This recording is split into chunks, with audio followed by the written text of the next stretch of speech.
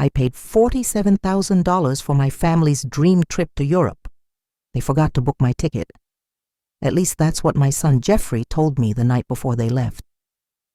Standing in my living room looking everywhere but at my face, he said I was too old to travel, that I'd slow everyone down, that at 77 I should understand these things.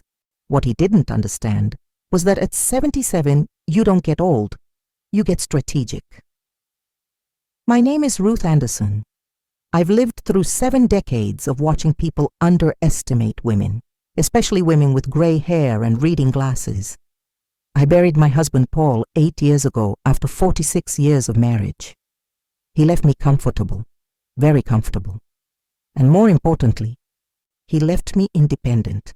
I raised 2 sons, helped raise 5 grandchildren, and in all those years, I thought I'd taught them about respect, about family, about what matters. I was wrong. But here's what they forgot. I didn't survive 7 decades by being weak. I didn't build a life by being foolish.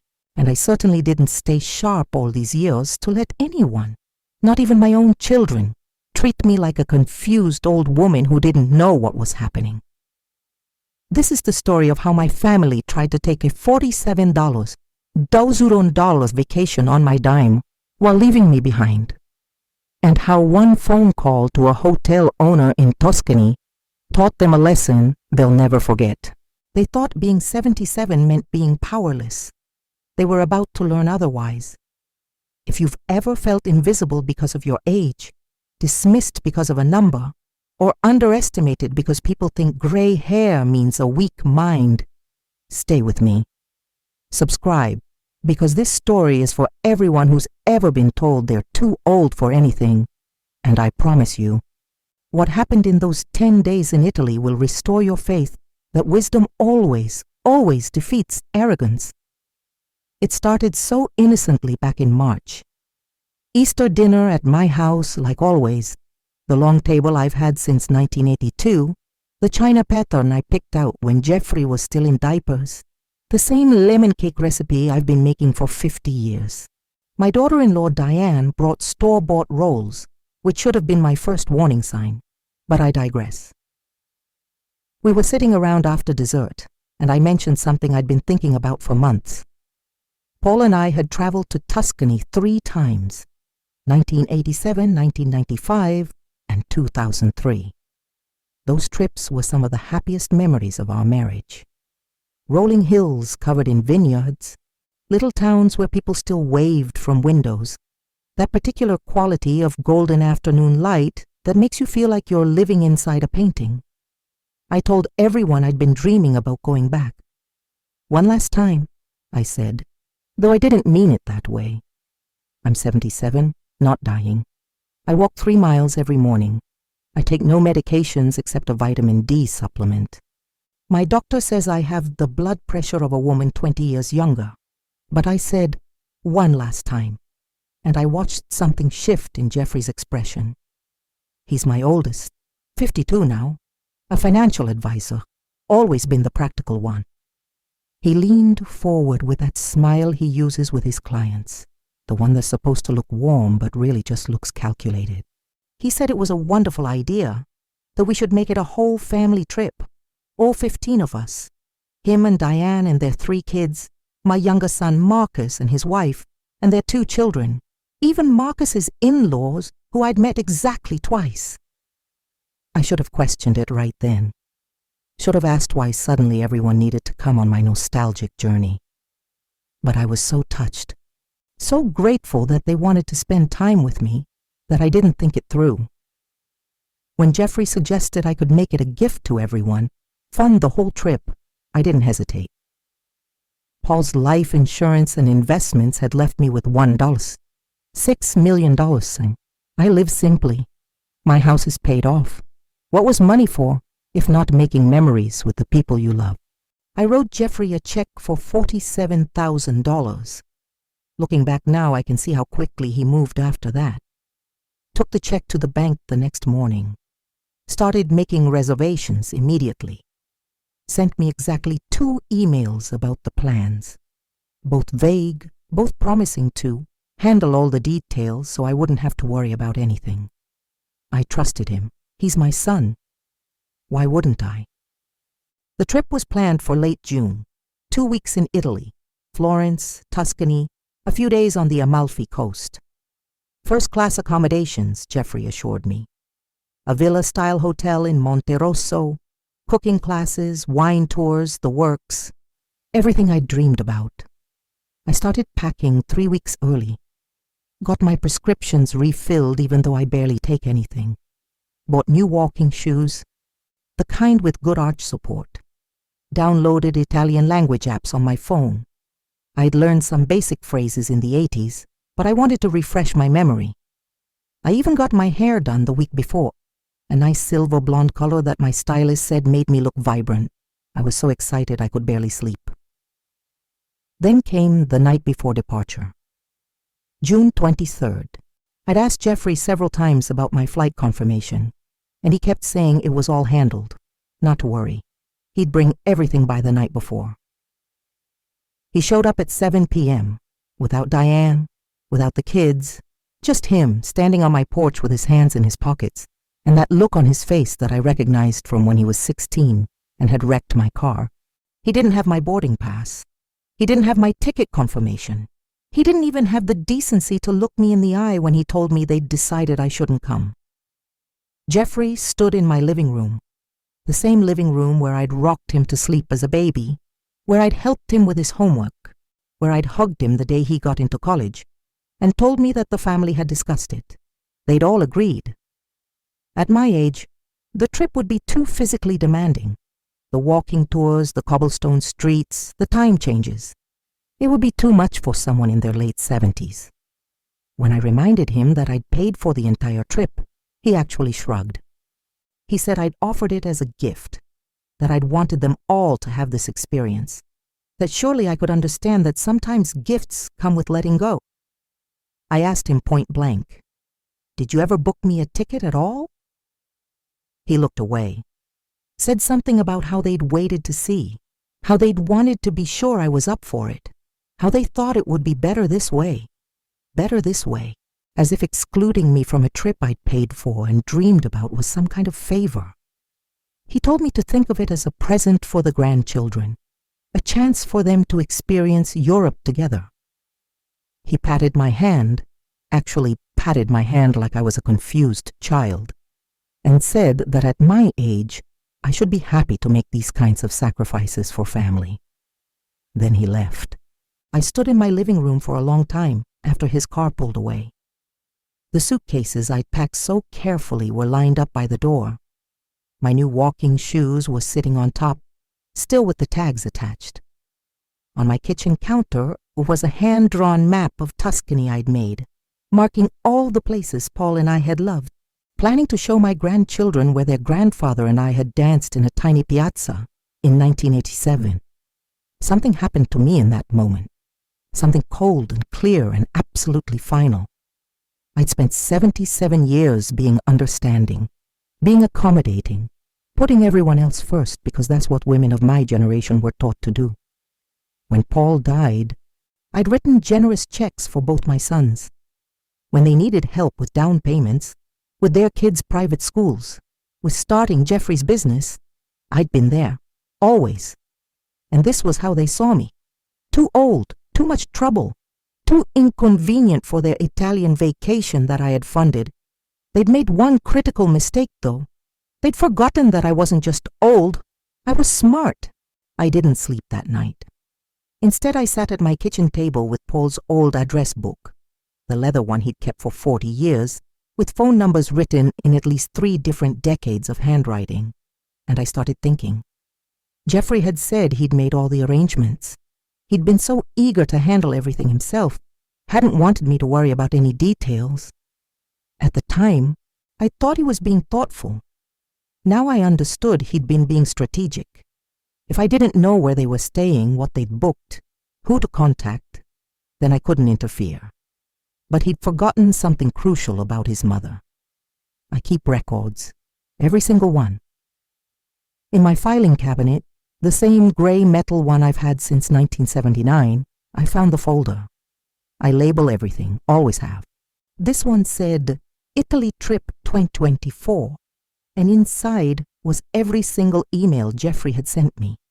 Not many, as I'd mentioned, but there were two that mattered.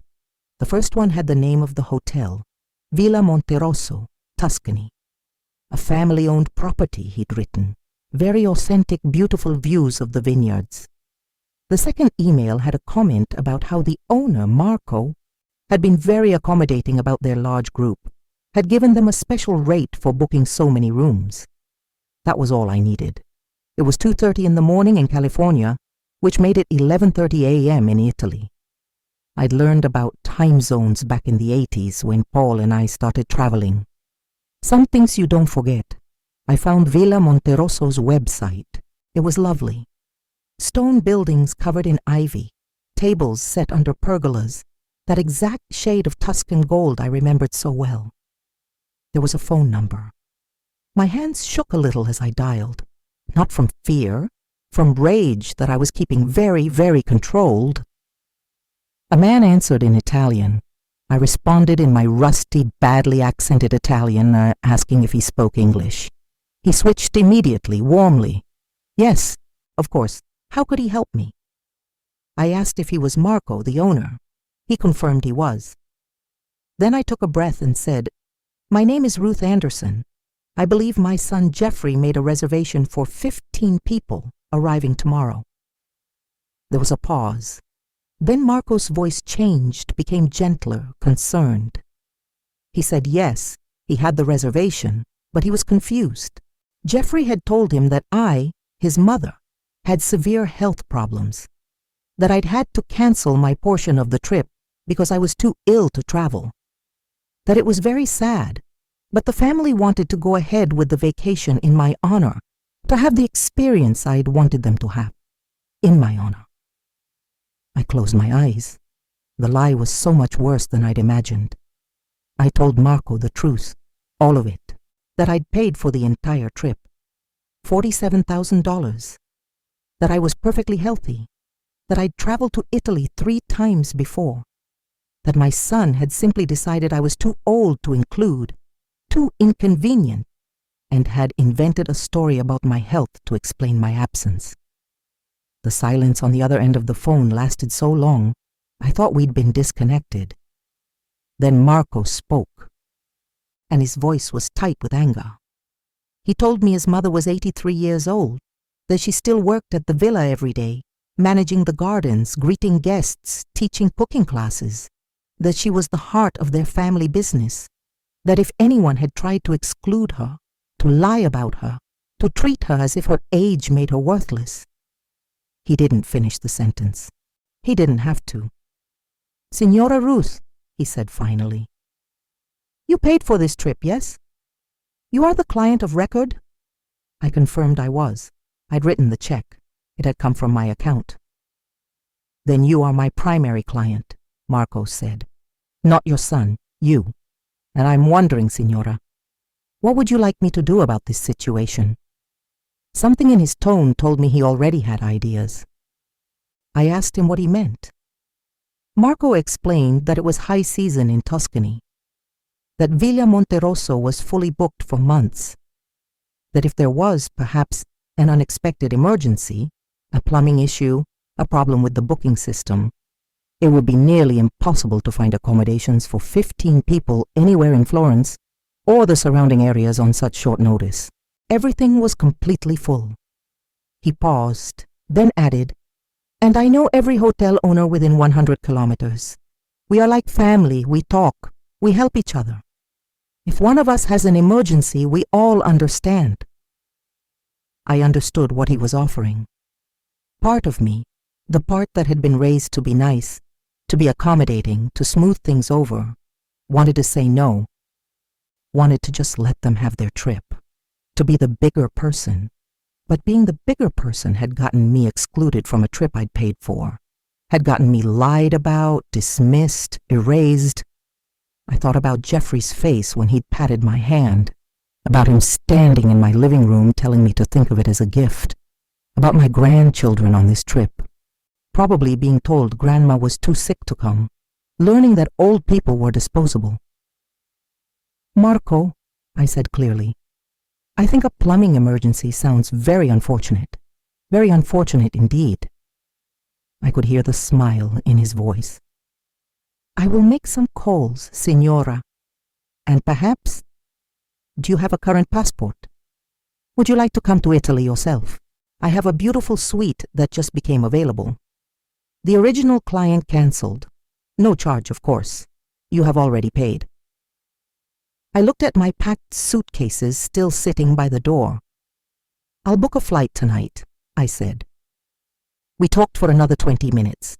Marco was thorough, methodical. He asked for Jeffrey's email, his phone number, the names of everyone in the party. He explained that as the primary client who'd paid for everything, I technically had the right to modify or cancel any reservations. In Italy, especially at family-run establishments, the person who pays is the person who matters. He told me he'd contact every place Jeffrey had booked, the wine tours, the cooking classes, the restaurant reservations, the other hotels on their itinerary. Everyone would receive the same message: unexpected cancellation by the primary client due to family emergency. Deposits would be returned to my account, not Jeffrey's. But here was the brilliant part. They wouldn't cancel until after my family arrived in Italy. After they'd flown 12 hours. After they'd gotten off the plane tired and jet-lagged and excited. That's when they'd discover nothing was available. Marco had one more question. Signora, do you use the Facebook, Instagram, the social media? I told him I had Facebook. I posted occasionally, pictures of my garden, updates about my volunteer work at the library. Good, Marco said. When you are here, you post pictures, many pictures. You show your family what they missed. My mother Lucia, she will love you. She will make sure you see the real Tuscany. After we hung up, I sat at my kitchen table as the sun started to rise. I opened my laptop. I'm not some confused old woman who doesn't know technology. I'd been using computers since the 90s and booked a first-class ticket to Florence. One way, leaving the same day as my family, but on a different airline. First class felt appropriate. It was my money, after all. Then I went to my filing cabinet and pulled out another folder. This one was labeled Estate Planning. Inside was my will, my trust documents, all the paperwork from when Paul died, and I'd set everything up properly. I'd left everything divided equally between Jeffrey and Marcus, with separate trust funds for the grandchildren. I opened my laptop again and drafted an email to my attorney, Richard Chen. We'd worked together for 15 years. I told him I needed to schedule an urgent meeting for when I returned from Italy, that I wanted to discuss significant revisions to my estate plan. Then I did one more thing. I went through every email, every bank statement, every record I had of money I'd given my sons over the years. The down payment help, $75,000 to Jeffrey, $80,000 to Marcus. The business loan to Jeffrey, $50,000. The new roof for Marcus, $22,000. Private school tuition help, car repairs. That time Diane needed emergency dental work. I'd never kept track before, never wanted to. They were my children. You don't keep score with your children, but I kept score now. I added it up. Over the past 8 years since Paul died, I'd given Jeffrey $178,000. I'd given Marcus $156,000, plus $47,000 for a trip I wasn't allowed to attend. I printed everything out and put it in a folder. The sun was fully up now. In a few hours, my family would be heading to the airport, probably relieved that I'd accepted their decision so quietly, probably already planning how they'd spend their days without having to slow down for the old lady. They thought I was too old to travel, too old to matter, too old to fight back. I looked at my suitcases by the door, at my new walking shoes, at the flight confirmation on my screen. They were about to learn that 77 years of life doesn't make you weak. It makes you dangerous. The day of departure, I did something I'd never done before in my life. I lied to my son's face with a smile. Jeffrey called me at 9 a.m. His flight was at 4. He was checking in, he said. Wanted to make sure I was okay, that I understood this was for the best, that maybe when they got back we could all look at photos together. I made my voice small, tired, just a little bit confused. I told him of course I understood, that I'd been thinking about it and he was probably right. All that walking would have been hard on my knees. The time change would have been difficult at my age. I said I was planning to spend the 2 weeks reorganizing my closets, maybe finally sorting through Paul's things in the garage. I could hear the relief in Jeffrey's voice. He'd been worried I'd make a scene, cause problems. Instead, here I was being reasonable, being the good mother he expected. He actually said that, "Thanks for being so understanding, Mom." I told him to have a wonderful time, to take lots of pictures, to give the grandchildren a kiss from me. Then I hung up and finished packing my carry-on. My flight left at 3 p.m., 1 hour before theirs. Different airline, different terminal, no chance of running into them. I'd arranged everything carefully. I drove myself to the airport. I'm 77, not helpless. I've been driving since 1965 and never had an accident. I left my car in long-term parking and walked into the terminal with my bag, my passport, and my first-class ticket. The woman at the check-in counter looked at my ticket and then at me with surprise. She asked if I was traveling alone. I told her I was, that I was meeting friends in Italy, old friends. It wasn't even a lie.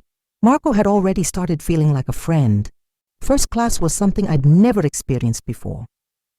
Paul and I had always flown economy. We'd been Depression-era kids at heart, both of us, never comfortable with too much luxury. But this was my money now, my choice. And after being told I was too old, too much trouble, too inconvenient, I wanted to feel valuable. The flight attendant brought me champagne before takeoff. Real champagne, in a real glass. She asked about my trip, and I told her I was going to Tuscany, that my husband and I had gone together 3 times, and this was my first trip back since he'd passed. She squeezed my hand, told me she thought that was beautiful. I didn't tell her the rest.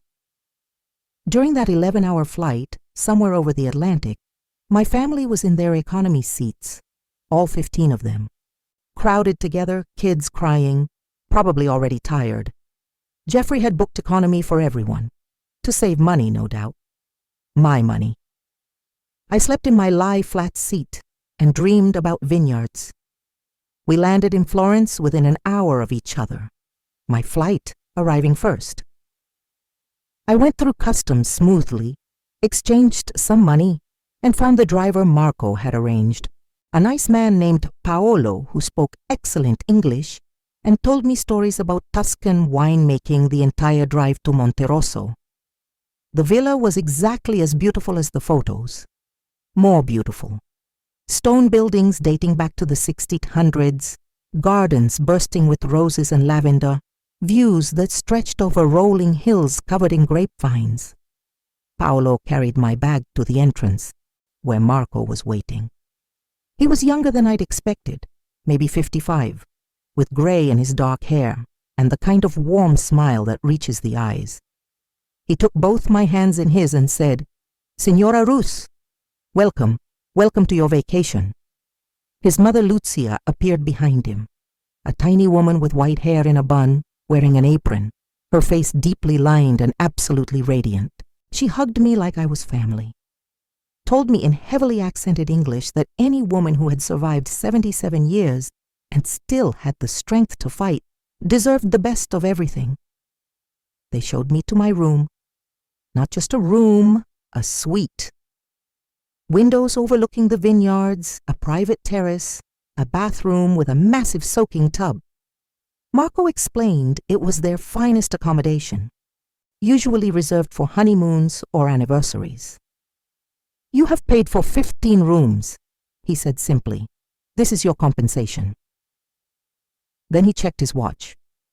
"Your family's flight should be landing about now. They will take perhaps 90 minutes to get through customs, collect luggage, arrange transportation. They should arrive here around 5 p.m. It was 3 p.m. Marco smiled. I have arranged a light lunch for you on your terrace. Rest, enjoy the view, and then perhaps you might want to be sitting in our front garden when they arrive. Lucia makes an excellent Aperol Spritz. At 5:15, I was sitting at a small table in the villa's front garden. I changed into a comfortable linen dress I'd bought specifically for this trip. I had a bright orange Aperol Spritz in front of me, and Lucia had just brought out a small plate of cheese and olives. The evening light was golden, perfect. I had my phone out, taking pictures of the flowers. That's when I heard it. The sound of multiple car doors slamming, confused voices. Jeffrey's voice rising above the others, frustrated. I looked up as if I'd just noticed them. My entire family stood in the gravel driveway, surrounded by luggage. 15 people, all staring at me like I was a ghost. Jeffrey's face went white, then red. He started walking toward me, and I could see him trying to process what he was seeing. His mother, sitting at the hotel he'd booked. The hotel she wasn't supposed to be at, looking completely relaxed and comfortable. Marco appeared from the villa entrance, his face professionally concerned. He greeted my family warmly, asked if he could help them. Jeffrey barely looked at him. He was staring at me. "Mom, how are you here?" I took a sip of my drink. Let him wait. Let him wonder. "I'm on vacation, Jeffrey," I said calmly. "In Italy, just like I'd planned." His wife Diane had walked over now, and Marcus and his family. All of them staring. The grandchildren looking confused. One of them, Emma, who's 12, said, "Grandma, you came." "Of course I came, sweetheart," I said. "Did you think I'd miss Italy?" Jeffrey found his voice, turned to Marco. "There's been some confusion. We have a reservation, Anderson party, 15 people. We booked months ago." Marco's face fell. He pulled out a tablet, made a show of checking. "Ah, yes, Mr. Anderson. I'm so very sorry. We have had terrible emergency. The plumbing, it has completely failed. We have been trying to call you all day. Did you not receive our messages?" Jeffrey grabbed his phone. I watched him check, watched his face change as he saw the messages. Emergency, booking canceled, deposits refunded. "But we're here now," Jeffrey said. His voice was getting tight. "We flew 12 hours, 15 people. You have to have something." Marco spread his hands apologetically. "I am so sorry. We are completely closed for repairs. It is high season. Everything in the region is fully booked. I have called all my colleagues. There is nothing available." Diane made a sound like a whimper. One of the kids started crying. Marcus finally spoke. "Mom, did you know about this?" I set down my drink and looked at my sons. Both of them. These men I'd raised, who I'd loved unconditionally, who had decided I was too old to matter. "Know about it," I said. "Marcus, I'm the one who paid for this trip.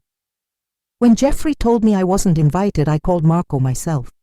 Turns out, when you're the actual client, the person whose money paid for everything, you're the one whose reservations matter." The silence was absolute. Jeffrey's voice came out strangled. "You canceled our reservation?" "I canceled my reservation," I corrected. "I paid for 15 rooms. I'm using one of them. The other 14? I shrugged. I decided I didn't need them after all. I watched understanding dawn, watched Jeffrey realize what I'd done, what he couldn't undo. "But," Diane started. "But nothing," I said, and my voice wasn't small anymore, wasn't tired.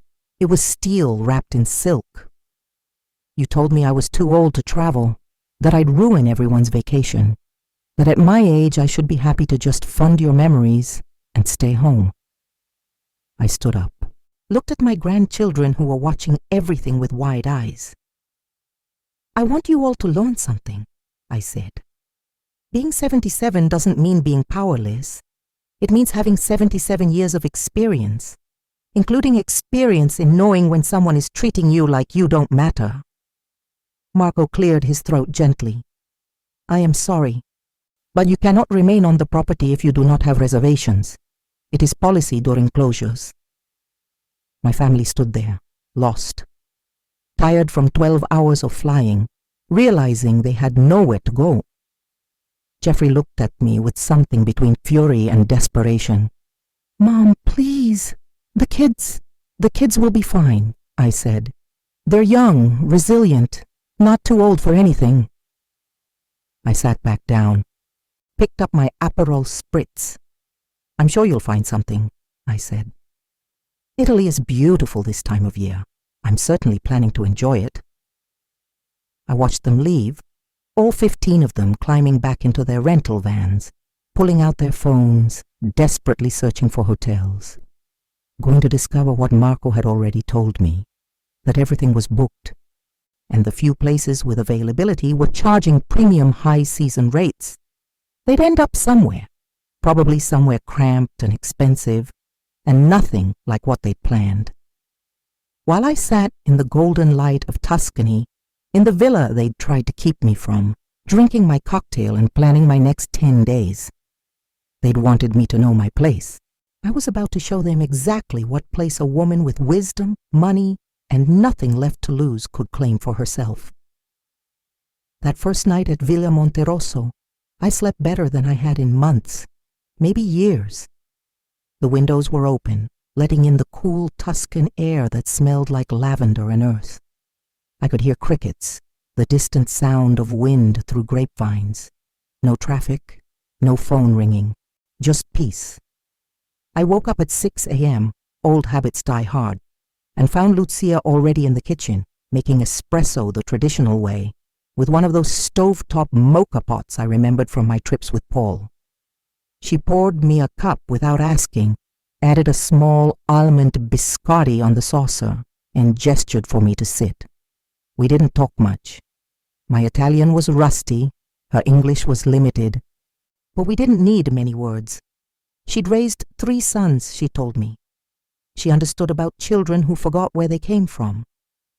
Marco appeared around 7 with fresh cornetti, Italian croissants, still warm from the bakery in town. He sat across from me at the big wooden kitchen table and asked how I'd slept. Like someone who just won a battle, I told him. He smiled. The war is not over yet, Signora. He was right about that. Marco had news. He'd heard through his network, and I was learning that in Tuscany, the family-run hotels and businesses really do operate like a family, that my son Jeffrey had finally found accommodations. A budget hotel on the outskirts of Florence, the kind that caters to bus tours and student groups, 45 minutes from anything they'd actually wanted to see. They'd gotten 4 rooms total, which meant people were doubling and tripling up, and they were paying nearly $800 a night for those 4 rooms combined. Highway robbery for what Marco described as very basic accommodations. Meanwhile, I was sitting in a Renaissance villa, paying nothing, eating fresh pastries. But that wasn't the part that made me smile. Marco had also canceled their wine tour reservations, the cooking class in Siena, the private guide they'd booked for the Uffizi Gallery, the dinner reservation at that famous restaurant in Florence that takes 6 months to get into. All of it, gone. They can make new bookings, Marco said. But high season, everything good is full. They will be standing in lines with the tourists who did not plan. They will be eating at places with menus in 10 languages and microwave pasta. He said this last part with the kind of horror only an Italian can muster when discussing bad food. I should have felt guilty. Part of me kept waiting for that feeling to arrive. These were my sons, my grandchildren. I'd raised Jeffrey and Marcus to be good people, or at least I'd tried. But every time I started to soften, I remembered Jeffrey standing in my living room, telling me I was too old, patting my hand like I was a confused child, taking my 47 Sazonon dollars and deciding I didn't deserve to be part of the memories it would create. Lucia said something in rapid Italian. Marco translated. My mother says your sons forgot that you do not stop being dangerous just because you have gray hair. You only become more dangerous because you have less to lose and more experience in how to hurt people who hurt you. I liked Lucia more every minute. That morning, Marco and Lucia took me on what they called the real tour. Not the tourist version. We drove in Marco's old Fiat to a tiny town I'd never heard of, where his cousin ran a ceramics workshop. We had coffee at a bar where everyone knew Lucia's name. We stopped at a farm stand where the woman selling vegetables hugged Marco and insisted on giving me fresh figs for free. And everywhere we went, they introduced me the same way. This is our friend Ruth from America. She is here having the vacation her sons tried to steal from her. Italians, I learned, take family betrayal very personally. By the time we got back to the villa at 2 p.m., I had a bag full of fresh produce, a hand-painted ceramic bowl, and 3 new Facebook friend requests from people I'd met that morning. That's when I made my first post. I'd thought about this carefully. I wasn't trying to be cruel. I was trying to be truthful. And I was trying to make sure my sons understood that discarding me had consequences. I posted a photo of the villa's terrace with my breakfast spread visible, the fresh cornetti, the espresso, the view of the vineyards rolling away into the distance. The morning light was perfect. It looked like a dream. I wrote, Day 1 in Tuscany. When my family trip fell through at the last minute, I decided to come anyway. At 77, I'm rediscovering that the best adventures are the ones where you refuse to stay home just because someone tells you you're too old.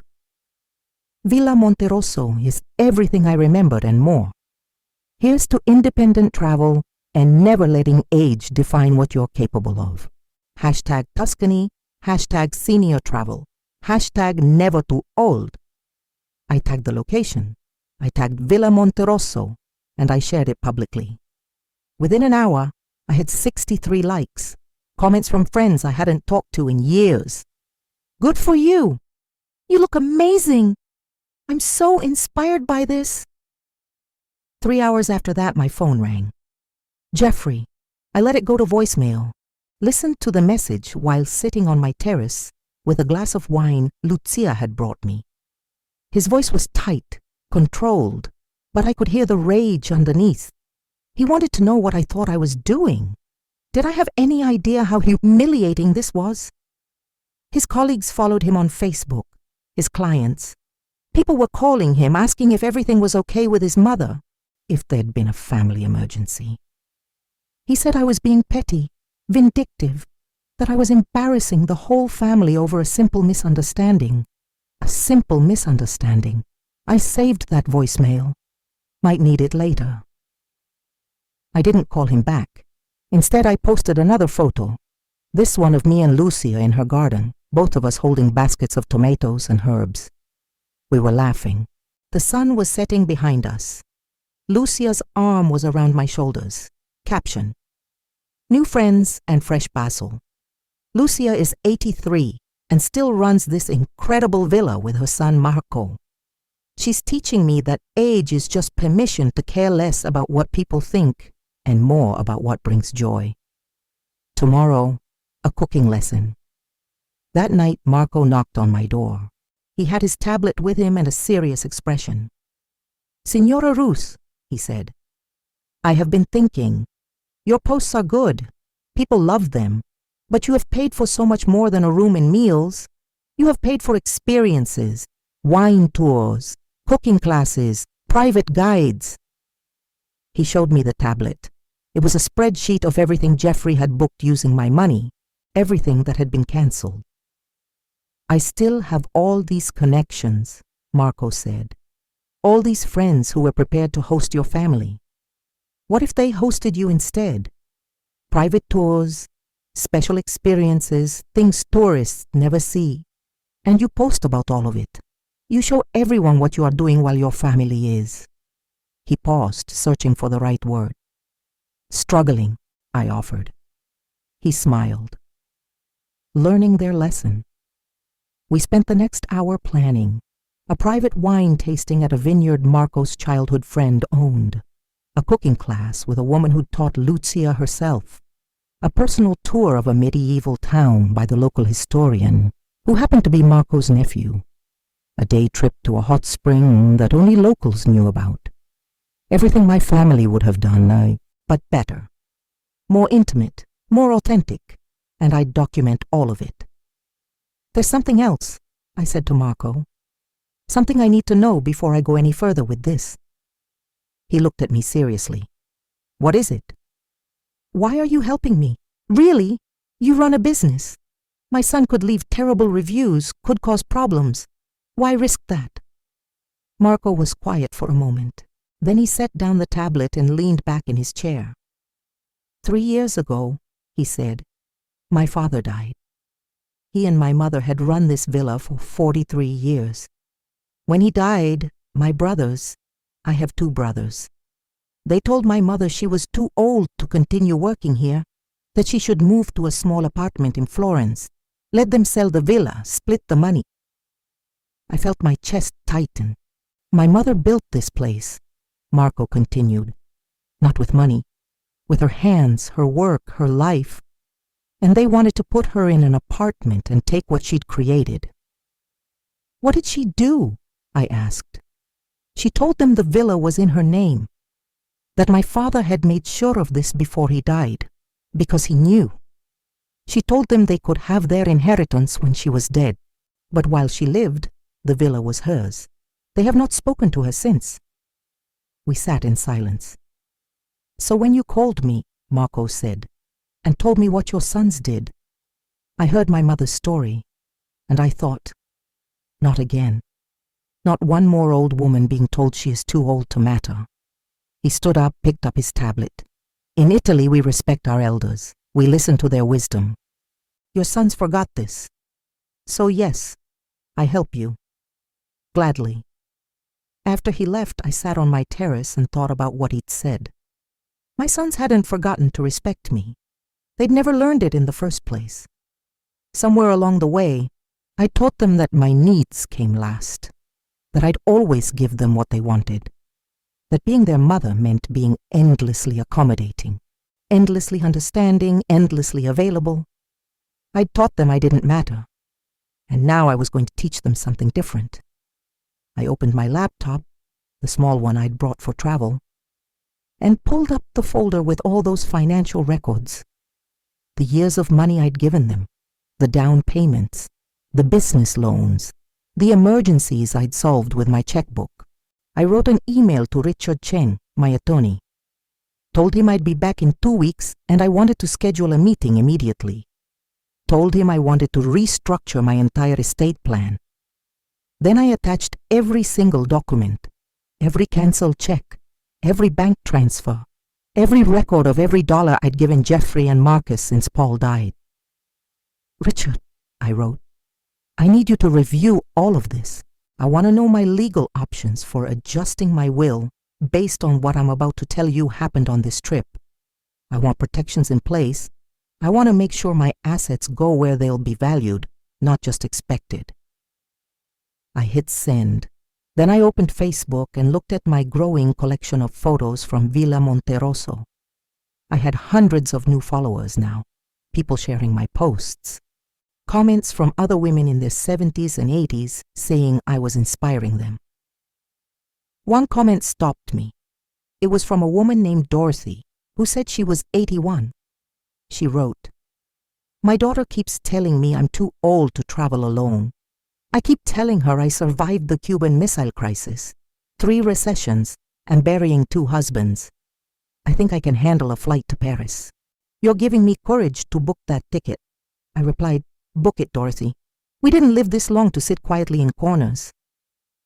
At 77, I was finally learning what I should have known all along. The word no is a complete sentence.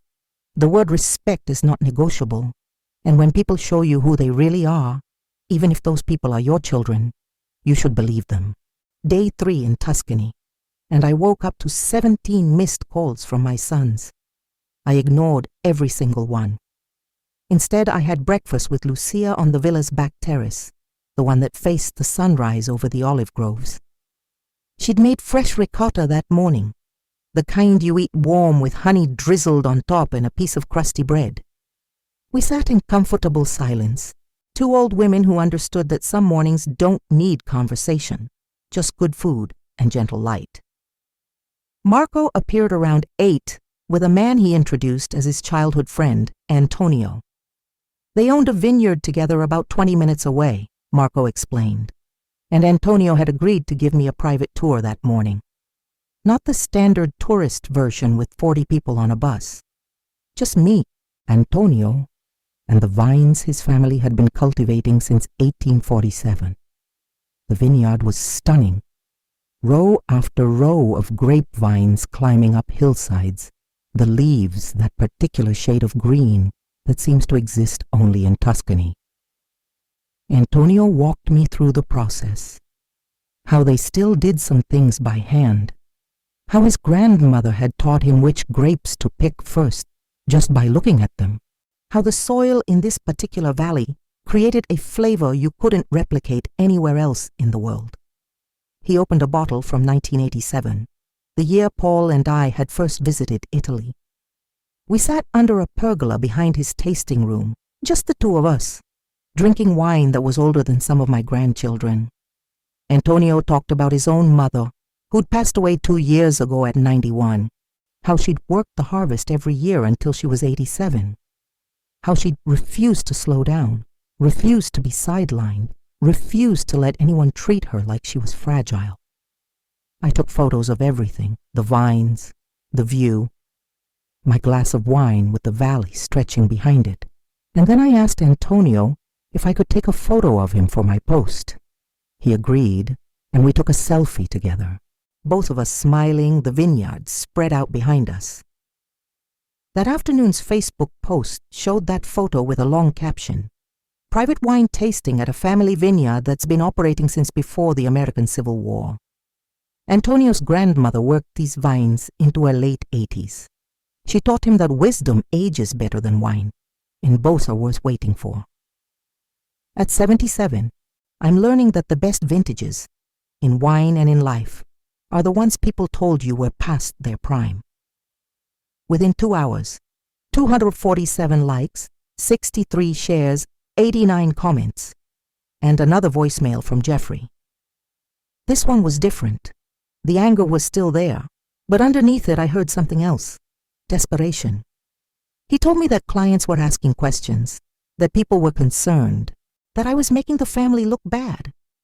He said Marcus was upset too, that the kids were confused about why Grandma was in Italy when they'd been told I was too sick to travel. Too sick to travel. So that was the lie they'd told the grandchildren. Not that I was too old, too slow, too inconvenient. That I was sick. That Grandma couldn't come because of her health. I saved that voicemail too, added it to a folder I was building on my laptop. Evidence, documentation. The kind of records you keep when you're planning something permanent. That evening, Lucia taught me to make pasta from scratch. Real pasta, the way her mother had taught her in 1955.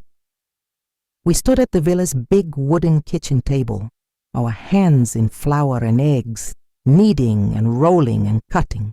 She corrected my technique gently, her weathered hands guiding mine, showing me how to feel when the dough was right. Marco took photos of us cooking together.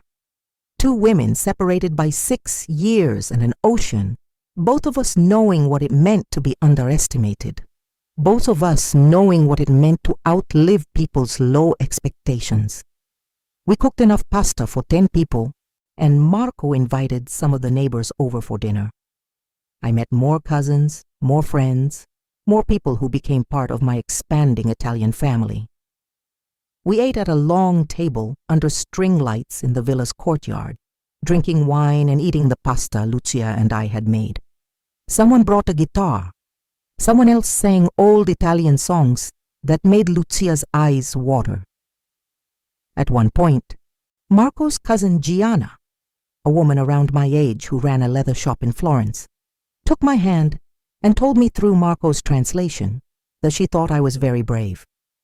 that leaving behind children who disrespected you was the hardest thing a mother could do, even temporarily, that it took more strength than most people ever found.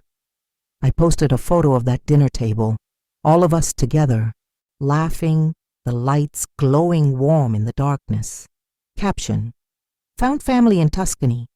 When your own family decides you're too old to include, sometimes the universe sends you new people who understand that age is just permission to stop pretending.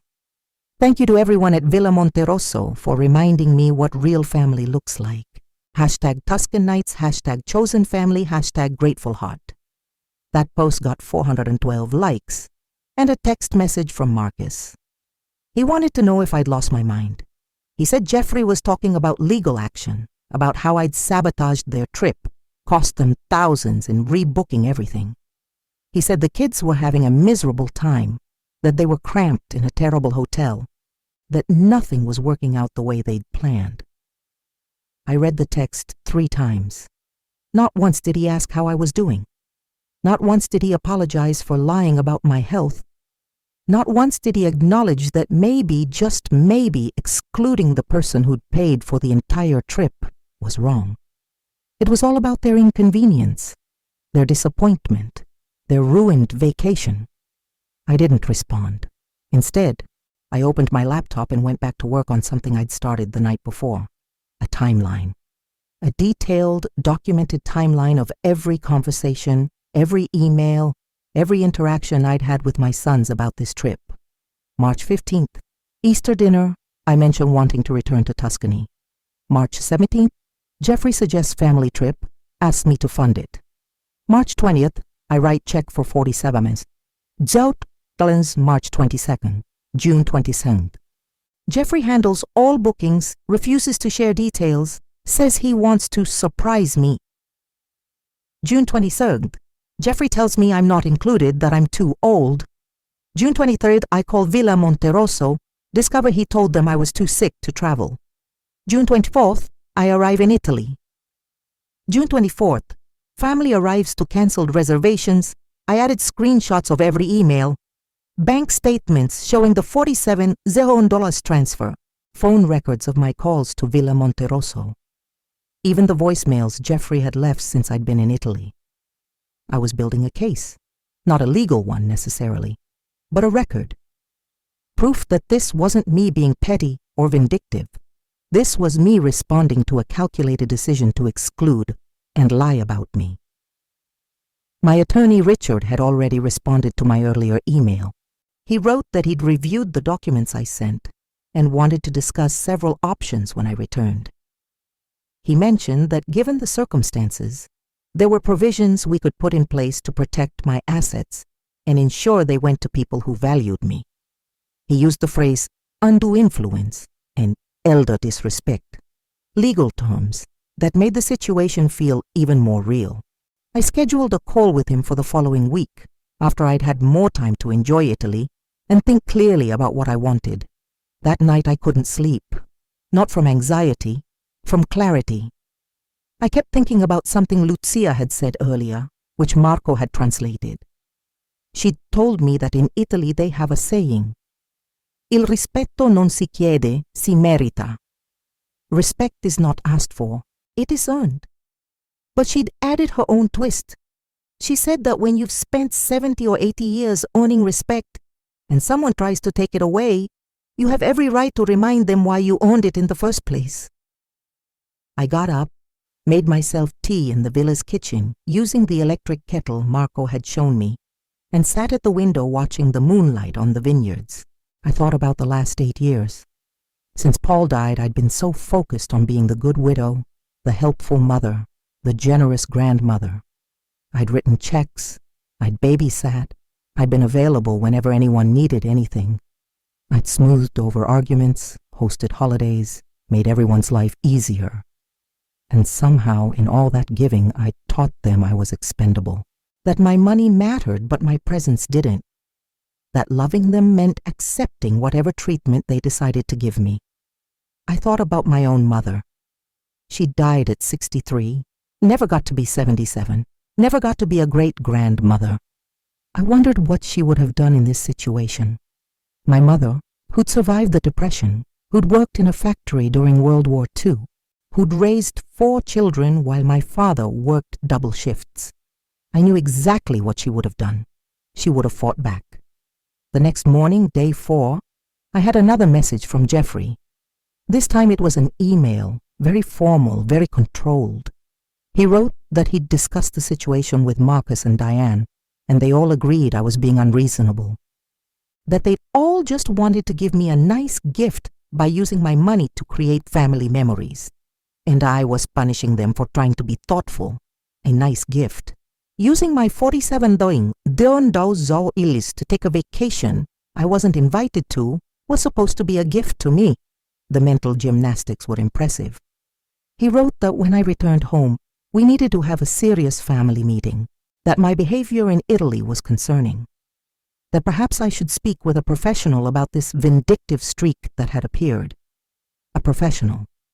He was suggesting I needed therapy because I'd refused to quietly accept being excluded and lied about. I printed that email, added it to my folder. Then I got dressed and went to meet Marco in the villa's lobby. Today's plan, a trip to a natural hot spring about an hour away, the kind of place only locals knew about. Lucia was coming too, and 2 of Marco's cousins. We'd pack a lunch, spend the day soaking in mineral water that had been bubbling up from deep in the earth for thousands of years. Before we left, I posted the photo Antonio had taken yesterday of the vineyard at sunset. I'd saved it for this morning's post. Caption: Day 4 in paradise.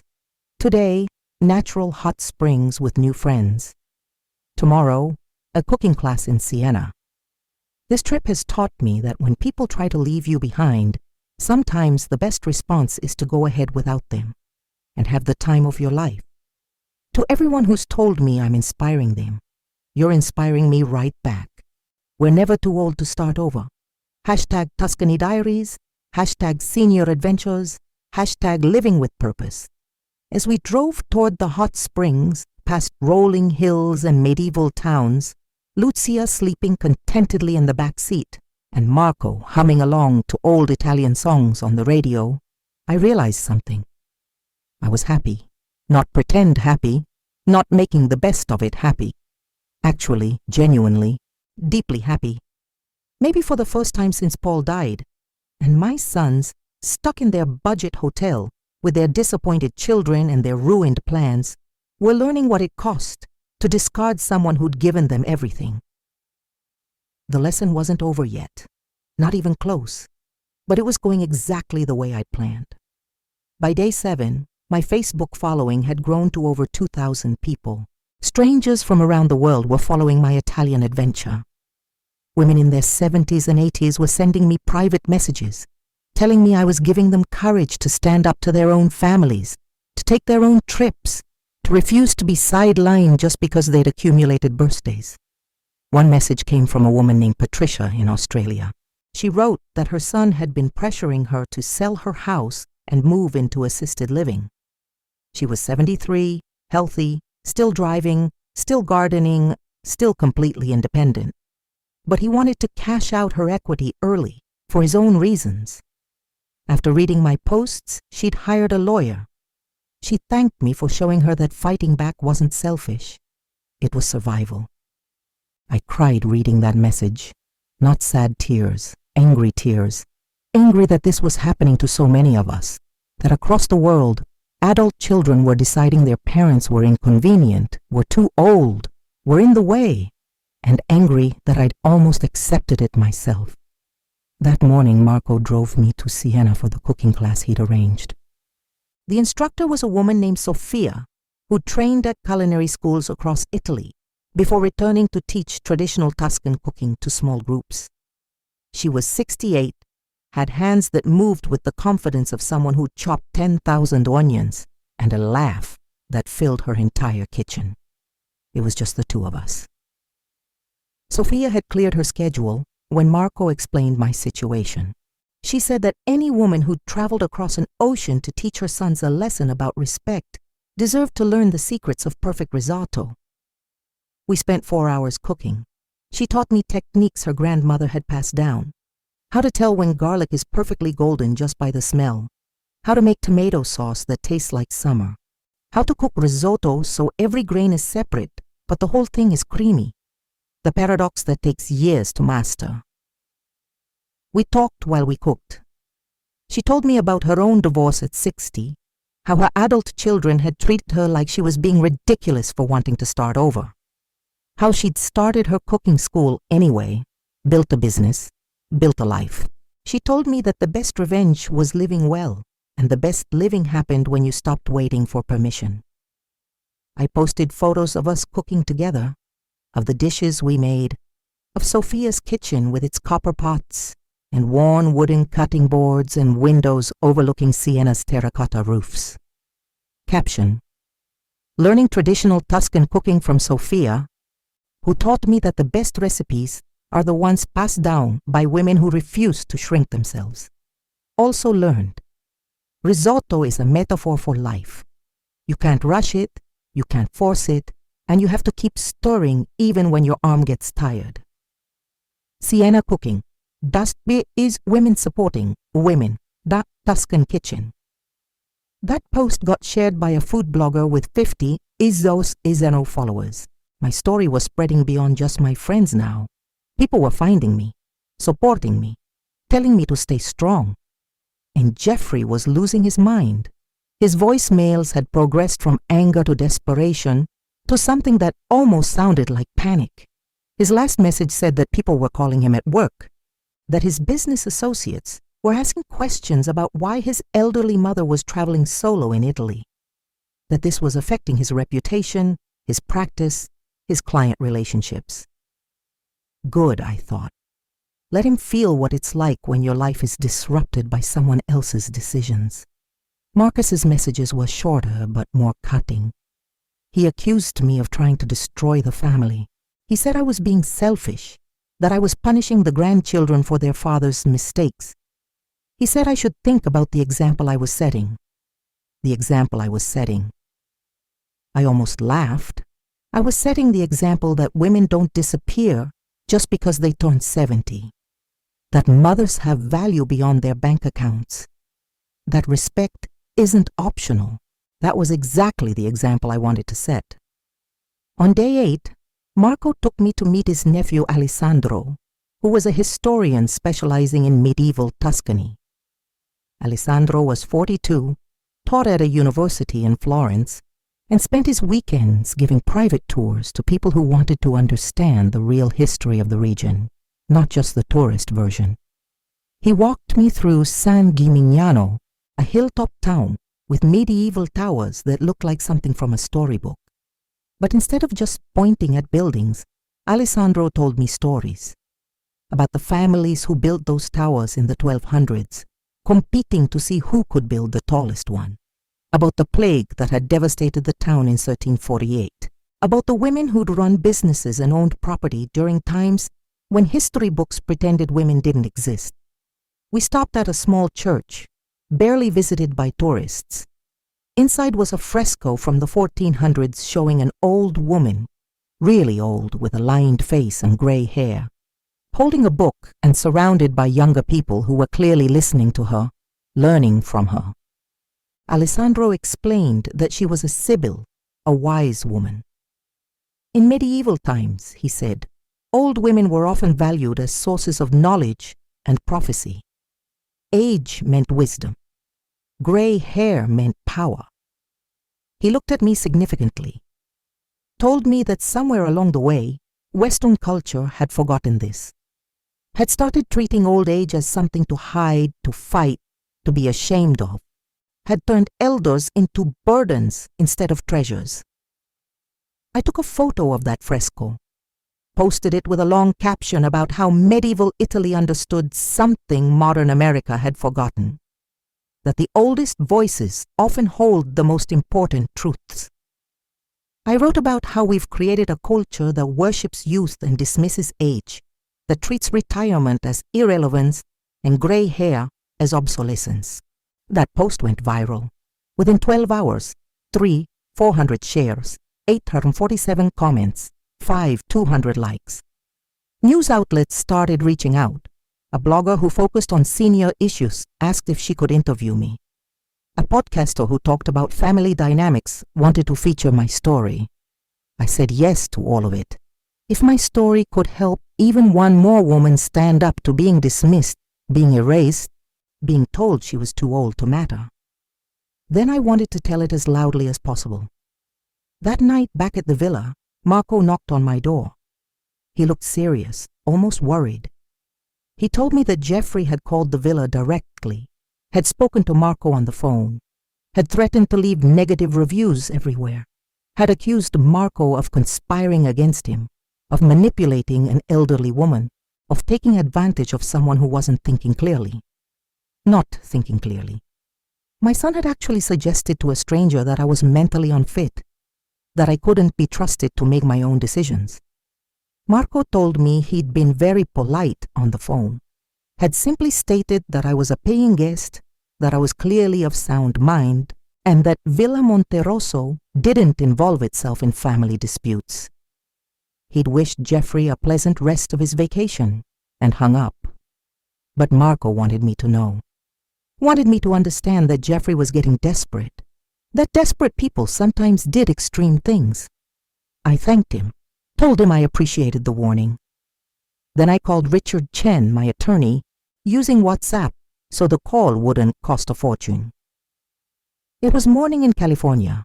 He answered on the second ring.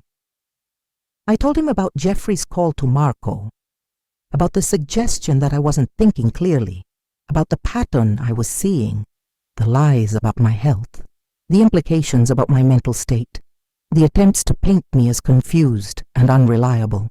Richard was quiet for a long moment. Then he said we needed to have a serious conversation when I returned. He used the phrase elder abuse, not physical abuse, he clarified, but financial and emotional manipulation. He said that what Jeffrey had done, taking my money and excluding me while lying about my health, could potentially be considered exploitation of an elderly person. He also said that Jeffrey's comments about my mental state were concerning, that if Jeffrey was laying groundwork to challenge my competency, we needed to get ahead of it. He recommended that when I returned, I should immediately get a full cognitive assessment from my doctor, not because he thought I needed one, but as documentation, proof that I was completely sound and capable of making my own decisions. I agreed to everything. After we hung up, I sat on my terrace and watched the sun set over the vineyards. The sky was turning those impossible colors, gold and pink and orange, that seemed too beautiful to be real. I thought about what Richard had said. Elder abuse, financial exploitation, competency challenges, legal words for what had felt personal, legal frameworks for what had felt like betrayal. But maybe that was the point. Maybe when love fails, you need law. Maybe when family forgets how to treat you with dignity, you need documentation to remind them. I opened my laptop and wrote one more document for my folder. A detailed account of Jeffrey's call to Marco. The exact words Marco had reported. The date, the time, the tone. Evidence. Always evidence. Then I did something I'd been planning for days. I changed my Facebook settings from friends only to fully public. Every post I'd made from Italy, every photo, every story, now visible to anyone who searched my name. Let Jeffrey's clients see. Let his business associates see. Let everyone see that Ruth Anderson, at 77 years old, was perfectly capable of traveling alone, making decisions, handling herself in a foreign country. Let them see what happened when you underestimated a woman who'd survived 7 decades of life. My phone rang almost immediately. Jeffrey. I watched it ring and ring until it went to voicemail. This time, his message was different. Cold, formal. He informed me that when I returned to the United States, we would be having a family meeting with a mediator present, that my behavior required intervention, that there were concerns about my judgment that needed to be addressed professionally. I saved the voicemail, added it to the folder, and then I opened a new document on my laptop. started writing down everything I remembered about the past 8 years.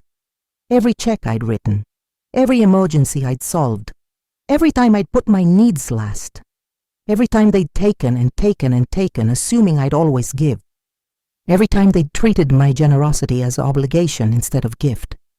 It took me 3 hours to write it all down. By the time I finished, it was past midnight. The villa was silent around me. Somewhere in the distance, I could hear an owl calling. I saved the document, named it, Why I Changed My Will, because that's where this was heading. I could see it clearly now. Jeffrey and Marcus had shown me who they were, had shown me how they valued me, had shown me that my worth to them was measured in dollars, not in decades of mothering, not in unconditional love, not in the life I'd given them. Tomorrow was day 9, one more full day in Italy before my flight home, and I was going to make it count. I posted one final photo that night before bed. It was a selfie I'd taken that evening on my terrace. Just me, gray hair loose around my shoulders, instead of in its usual neat style, glass of wine in hand, the Tuscan sunset behind me. I was smiling, really smiling. The kind of smile that comes from deep inside, from knowing you've done something hard and necessary and right. Caption: Day 8. Tomorrow is my last full day in Tuscany, and I've been reflecting on what this trip has taught me. I came here to prove I wasn't too old to travel. But I learned something bigger. I'm not too old to start over, not too old to set boundaries, not too old to demand respect, not too old to choose myself. To everyone following along, thank you for your support. And to anyone who thinks 77 is too old for anything, watch what happens when you underestimate someone who's earned every one of their years. By morning, that post had 800-900 likes, and I had one more day to show my family exactly what they'd lost when they decided I didn't matter. My last full day in Italy started with Lucia bringing me espresso on my terrace before sunrise. She sat with me in the dark, both of us wrapped in sweaters against the cool morning air, watching the sky gradually lighten over the vineyards. She didn't speak much English and my Italian was still terrible, but we understood each other perfectly in the language that all women share, the one that doesn't need words. She patted my hand before she left and said something that Marco translated later. She'd told me that going home was going to be hard, but that I was stronger than my sons realized, that I'd proven it to myself here, and now I just had to keep proving it back in California. I spent the morning walking through the village with Marco. We stopped at the same little cafe where we'd had coffee on my first morning, and the owner, a man named Giuseppe, who had to be at least 85, greeted me like I was a regular. He insisted on making me his special cornetto, the one he only made for friends. When I tried to pay, he refused. Told Marco to tell me that any woman brave enough to cross an ocean alone at 77 deserved free pastries for life. Around noon, my phone rang. Not Jeffrey this time, Marcus. I almost didn't answer, but something made me pick up. He didn't yell. That's what surprised me most. His voice was quiet, tired.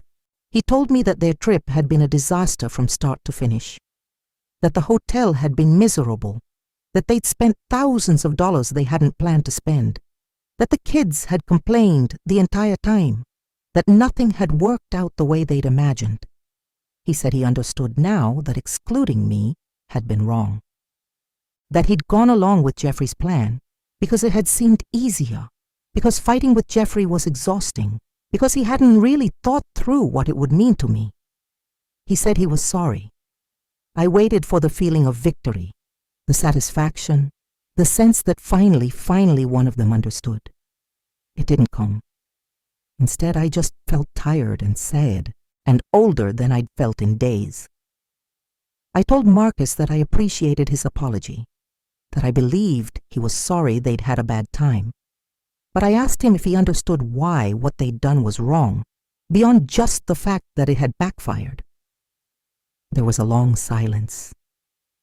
Then he said he thought so, that they'd treated me like I didn't matter, like I was just a wallet, like being old meant being disposable. I told him he was right. That's exactly what they'd done. He asked me what happened now, asked if I could forgive them, if we could move past this. I told him the truth, that I didn't know yet, that forgiveness wasn't something I could decide in a single conversation after 10 days of being proven right about how little I'd mattered to them, that I needed time, that things had changed between us and changed permanently, and we'd all have to figure out what that meant. He accepted that, said he'd talk to Jeffrey, try to make him understand. After we hung up, I sat on a bench in the village square and watched old men playing cards under a tree, watched mothers pushing strollers, watched life happening in this small Tuscan town that would keep going long after I flew home. Marco found me there an hour later. He asked if I was okay. I told him about Marcus's call, about the apology that had come too late and meant too little. Marco sat down beside me. He said that his brothers had never apologized to his mother, that 3 years later they still hadn't spoken, that Lucia had built a good life without them, but that some nights he still heard her crying in her room. He told me that the hard part wasn't fighting back. The hard part was living with what you learned about people when you fought back. The hard part was knowing, really knowing how little you'd mattered all along.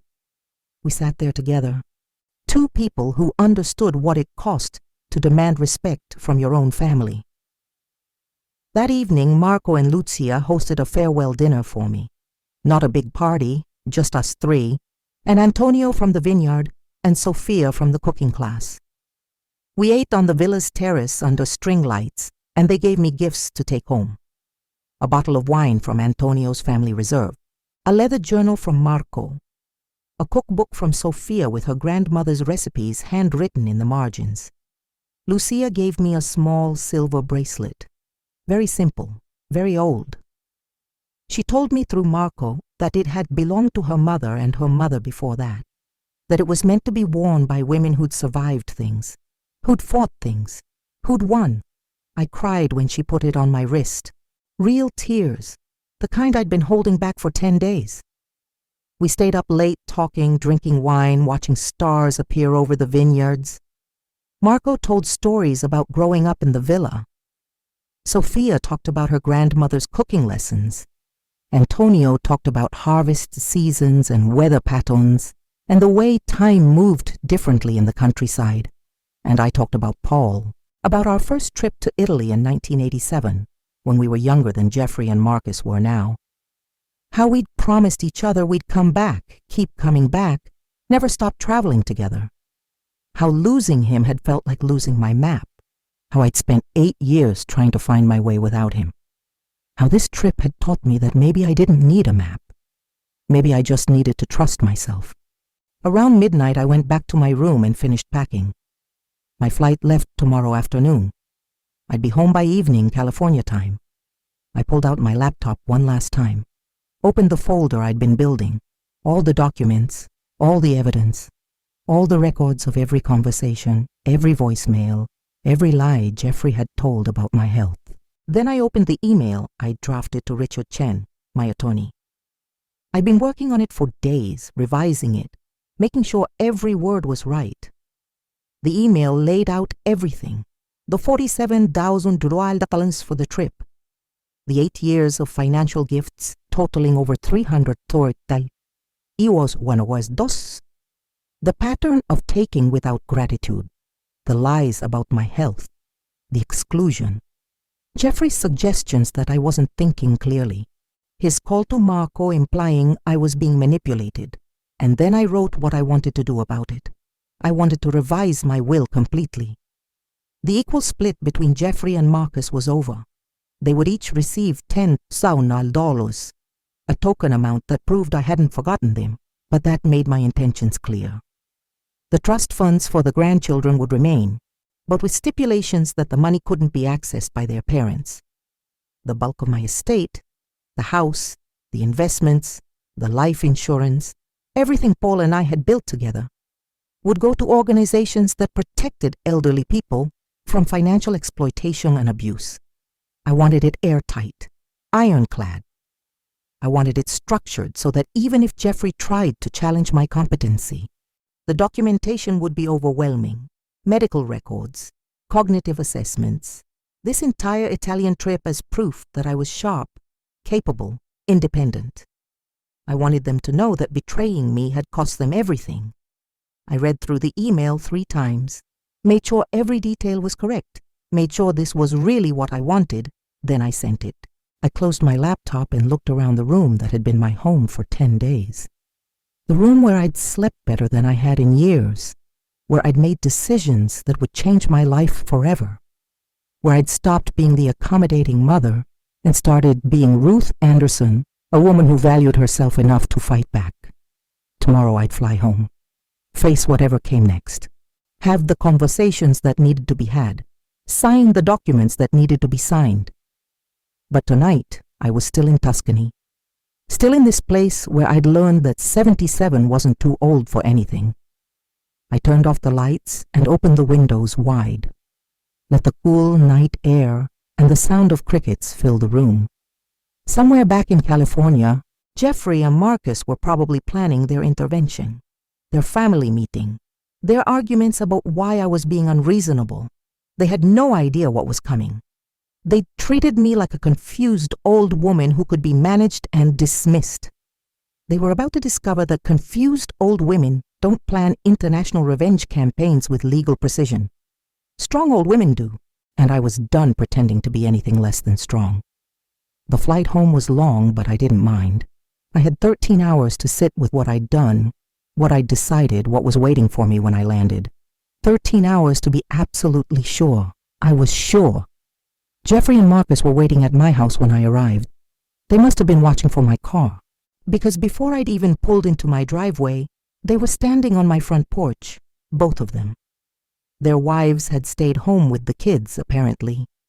This was meant to be a private conversation, an intervention like Jeffrey had threatened.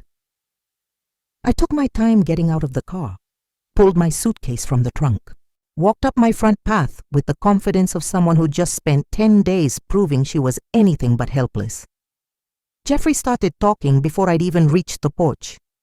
He told me we needed to have a serious discussion, that my behavior in Italy had been unacceptable, that I'd embarrassed the family, damaged his professional reputation, and showed a concerning lack of judgment. I looked at my oldest son, the boy I'd raised, the man I'd supported through college, through starting his business, through every challenge he'd faced, the man who'd taken my money and lied about my health. I told him to get off my porch. He blinked, said he was trying to help me, that they were both concerned, that I clearly wasn't thinking straight. I set down my suitcase, looked at both of them. These men who thought I was too old, too confused, too easy to manipulate. I told them that I'd just returned from traveling solo through Italy, that I'd navigated airports, foreign currency, a different language, new cities, that I'd made friends, learned new skills, handled every single detail of my trip without anyone's help. That if I could do all of that at 77, I was certainly capable of thinking straight. Marcus started to say something about how I'd sabotaged their vacation, how I'd been vindictive. I interrupted him, told him that vindictive would have been reporting Jeffrey to the police for elder financial exploitation. That vindictive would have been going to the media with my story. That vindictive would have been suing them both for the emotional distress of being excluded from a trip I'd funded. I told them what I'd actually done was much simpler. I decided to value myself as much as I'd valued them for the past 8 years. And then I told them about my meeting with Richard Chen, scheduled for the next day. Told them that my estate plan was being completely restructured, that their inheritance was being reduced to 10, Sundo Tilsic, that the bulk of my assets would go to organizations protecting elderly people from the exact kind of treatment they'd shown me. Jeffrey's face went white. He started arguing immediately, said I couldn't do that, said it was his inheritance, his father's money, that I was stealing from him. I let him finish. Then I reminded him that it was my money, that Paul had left everything to me, not to him, that I'd already given them hundreds of thousands of dollars over the years, money I'd documented meticulously, that if he wanted to challenge my decision, he was welcome to try, but my attorney had assured me the documentation was airtight. Marcus asked quietly if I really meant it, if I was really going to disinherit them over one mistake. I told him it wasn't one mistake. It was a pattern. 8 years of treating me like a bank account with no feelings. 8 years of taking my generosity for granted. 8 years of assuming I'd always give them whatever they wanted, with no respect, no gratitude, no consideration for what I might want or need. I told him the trip was just the moment I finally saw clearly what I'd been refusing to see for years. They both started talking at once then, apologizing, explaining, promising to do better. Jeffrey even had tears in his eyes, but I'd heard enough apologies over the past 10 days. I'd heard Marcus's apology on the phone in Italy, when he was sorry they'd had a bad time. I'd heard Jeffrey's voicemails, when he was sorry his reputation was being damaged. No one had apologized for hurting me, for disrespecting me, for treating me like I was disposable. And even if they did now, it was too late.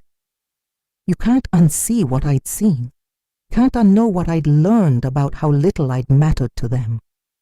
I told them I was tired from my flight, that I wanted them to leave, that when the estate documents were final, Richard would send them copies, that they were welcome to challenge anything legally if they wanted, but they should know they'd lose. Jeffrey asked if we could at least talk about it, have a family meeting, work something out. I told him we'd had our family meeting. It had happened the night before they left for Italy, when he'd stood in my living room and told me I was too old to come on the trip I'd paid for.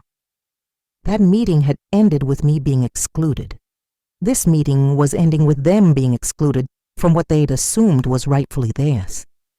They stood there on my porch, both of them looking lost, like they couldn't quite believe this was happening, like they'd expected me to cave, to forgive, to go back to being the understanding mother who put everyone else first. I'd been that mother for 52 years. I was done. I picked up my suitcase, walked past them into my house, and closed the door. Through the window, I watched them stand there for a few more minutes, watched them talk to each other, probably trying to figure out what to do next, watched them eventually walk to their cars and drive away. Then I unpacked my suitcase, hung up my clothes, put Antonio's wine in my kitchen, placed Sophia's cookbook on my counter, put on the bracelet Lucia had given me, and decided I'd never take it off. That night I slept in my own bed, in my own house, in the life I'd built. But something was different. I was different. The next morning, I had my meeting with Richard Chen. We spent 3 hours going over every detail. I signed new documents, had my cognitive assessment scheduled, made sure everything was documented, legal, final. Richard asked me if I was absolutely certain, told me that disinheriting my children was a big step, that I should be sure. I told him I'd never been more certain of anything in my life. Over the next few weeks, the grandchildren reached out, carefully, tentatively. They'd been told some version of what happened, though I suspected not the full truth. I made it clear to each of them that my feelings about their fathers didn't extend to them, that their trust funds were secure and would be waiting for them when they turned 25, that I loved them. But I also told them the truth, age appropriately. Told them that their fathers had made a choice to exclude me from a trip I'd paid for, that they'd lied about my health, that respect in families goes both ways, even between parents and adult children. I wanted them to learn what their fathers hadn't, that elderly people deserve dignity, that age brings wisdom, not worthlessness, that you don't get to treat people badly and then be shocked when there are consequences. A few months later, I got a letter from Dorothy, the woman who'd commented on one of my posts about booking her trip to Paris. she'd gone. She'd spent 2 weeks in France, completely alone at 81 years old. She sent me photos of herself at the Eiffel Tower, at a café in Montmartre, on a boat on the Seine. She wrote that I'd changed her life, that she'd spent years making herself small, letting her daughter make her feel like a burden, that watching me fight back had given her permission to claim her own life. I cried, reading that letter. Happy tears this time. I framed one of the photos she'd sent and put it on my mantel, next to the photo of me and Lucia in the Villa Garden. Reminders that we're never too old to start over, never too old to demand respect, never too old to choose ourselves. Jeffrey and Marcus have both tried, over the months since I returned, to rebuild our relationship. The conversations are awkward, careful, different than they were before. They're learning that their mother has boundaries now, that my time and my presence are gifts, not obligations, that they don't get unlimited access just because they're my sons. It's hard. Some days I miss the easy relationship we had before, when I smoothed everything over and never made waves, when I was the soft place they could always land. But that relationship was built on me making myself smaller, on me pretending their disrespect didn't hurt, on me valuing them more than I valued myself. I won't go back to that. I can't. Last month, Marco sent me a message. He and Lucia want me to come back to Tuscany in the spring. They're planning a whole week of activities, cooking, wine tasting, day trips to places I didn't get to see last time. I'm going. Already booked my ticket. First class again, because I'm worth it.